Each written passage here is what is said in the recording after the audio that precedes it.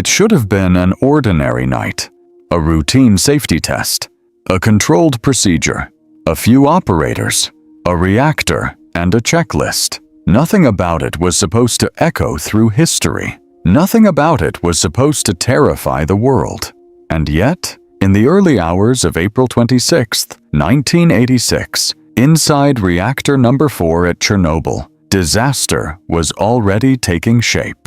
Chernobyl stood near the city of Pripyat in the Soviet Union. It was more than a nuclear power plant. It was a statement about modern industry, about scientific power, about a system that believed it could control anything. Nearby, Pripyat was young and full of life. Its streets were wide. Its buildings were new. Its people believed they were living beside the future. The plant gave them light, heat, work, and certainty. At least, that was the promise.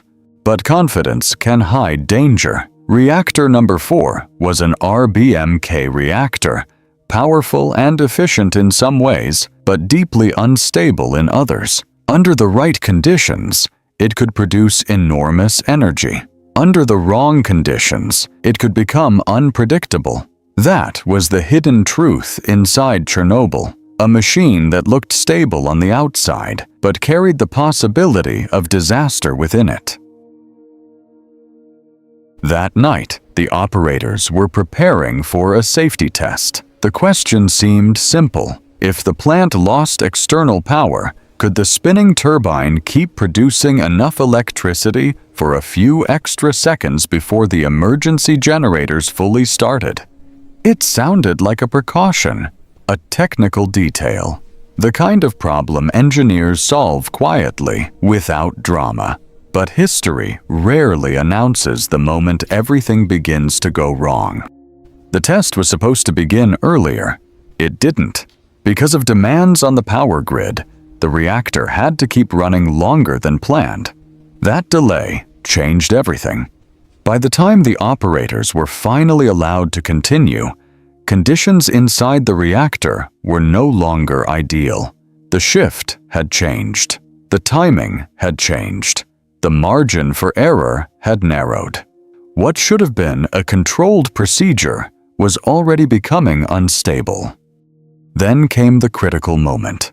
As the operators reduced power, the reactor's output fell far lower than intended. This was dangerous.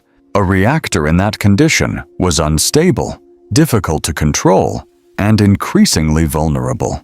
At that point, the safest decision would have been to stop the test entirely. But they did not stop. Instead, they tried to recover the reactor and force it back into position. Control rods were withdrawn. Safety systems were weakened or ignored. Step by step, the reactor was pushed into a state it was never meant to endure. No single move looked like madness on its own. That was the danger. The disaster was not built in one dramatic decision. It was built in small decisions, one after another, each one made in the belief that the situation was still manageable. But inside the reactor, the balance was already beginning to fail. Inside the control room, alarms appeared. Warnings flashed across panels. The numbers were no longer reassuring. Steam was building. Pressure was rising. The relationship between water, heat, and power was slipping out of control. And still, the process continued. Buttons were pressed. Instructions were followed. Voices stayed focused. Outside, the night remained quiet. Inside, the reactor was moving toward the point where control would no longer matter. Then came 1:23 a.m. The moment the system broke.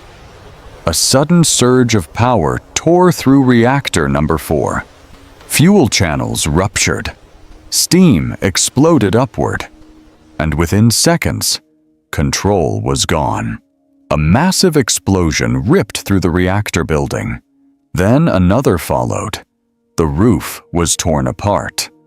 The core was exposed to the night air.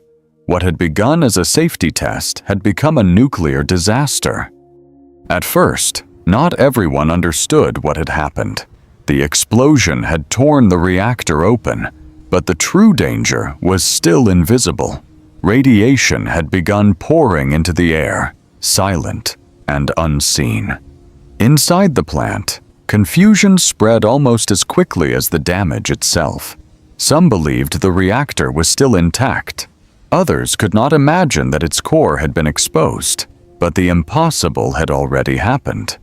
Firefighters arrived within minutes. They came to battle flames, smoke, and burning debris. What they did not see was the deadliest threat of all. There was no color to it, no smell, no warning in the night air. They climbed onto the wreckage and fought the fire by hand, unaware that radiation was already entering their bodies. They were trying to save the plant, the city, and each other, without knowing the enemy they were facing. By morning, Pripyat was still standing. Its streets were still there. Its buildings were untouched. Life looked normal from a distance, but nothing was normal anymore. The city had awakened beside an open reactor, under a sky carrying radioactive particles far beyond Chernobyl itself. Soon, buses would arrive, families would be told to leave, and an ordinary Soviet city, built as a symbol of the future, would become a frozen monument to one of the worst disasters in modern history. Chernobyl did not end when the reactor exploded. That was only the moment the world began to understand how fragile control can be. What followed was silence, sacrifice, evacuation, and a toxic legacy that would outlive the Soviet Union itself. And that is why the night of April 26, 1986, was not just a disaster. It was a moment in time that changed the world forever.